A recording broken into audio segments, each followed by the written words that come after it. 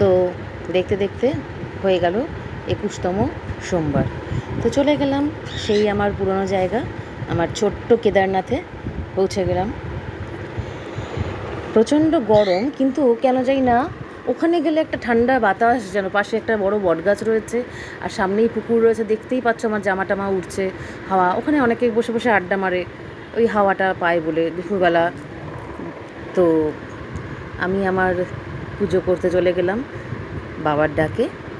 তো বসে বসে ভাবি যে কীরকম, দেখো 21টা সোমবার আমি পার করে ফেললাম। মানে ছোটোবেলায় অনেক বছর আগে, একদম ছোট ছিলাম প্রায়, তা হয়তো মানে 6-7-এ পড়তাম, একবার ভেবেছিলাম শিবরাত্রি করব। তো স্নান টান করে আমি ডিম পাউরুটি খেয়ে নিয়েছিলাম, তো করা হয়নি। তো তারপরে আর কোনো দিনই শিবরাত্রি করা হয়নি। এই কয়েক বছর ধরে আমি 2-3 বছর ধরে হয়তো শুরু করেছি শিবরাত্রি করা। কিন্তু এই যে প্রত্যেক সোমবার করে মন্দিরে যাওয়া, এটা আমার যাওয়া নয়, মানে বাবার ডাক। আমি জানি না বাবা আমাকে কেন, মানে উনি মানে যাকে বলে কি বলে, মানে হঠাৎ করে কেনই বা এভাবে ডাকলেন, মানে কিছু কি দিতে চেয়েছেন উনি? উনি কি আমার জন্য কিছু উপহার রেখে দিয়েছেন, যে আমার জীবনে কিছু উনি পাঠাবেন, ভালো কিছু? ভগবান আমাদের কাছে বাবা মার সমতুল্য, দেবদেবীরা।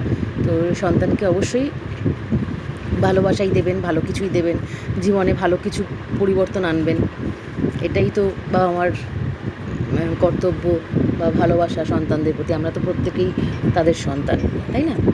তো আমার অতিরিক্ত ভালো লাগে। আমি চাই পুরো বছর ধরে প্রত্যেকটা সোমবার, আমি যদি কোনো সোমবার বাড়িতে নাও থাকি, যদি কোনো দিন জীবনে কোথাও ঘুরতেও চলে যাই, সেখানে হয়তো সোমবারটা পড়ছে, আমি যেন সেখানে যেখানেই যাই না কেন ঘুরতে, সেখানে যেন কোনো একটা শিব মন্দিরে আমি যেন পাই। আমার যেন এই কাজটা বন্ধ না হয়, আমার এই প্রার্থনা, আমার এই বাবাকে সেবা দেওয়া, এগুলো আমার যেন বন্ধ না হয়। বাবা যেন এটা না করেন যে কোনো এক সোমবার আমার জীবনে বন্ধ হয়ে গেল।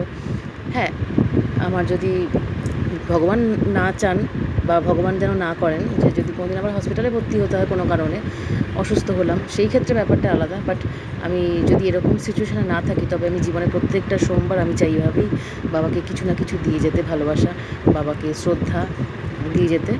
তো এটা আমার মানে একটা সফট জায়গা তৈরি হয়ে গেছে আমার কাছে, এটা জানি না কেন, মানে একটা ইমোশন, একটা ভালো লাগা, একটা ভালোবাসা, একটা টান।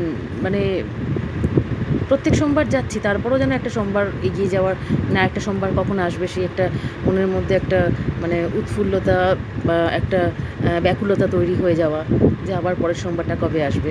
একটু দিতে দেরি হলো তোমাদেরকে এডিট করে, কারণ একটু ব্যস্তও ছিলাম। তো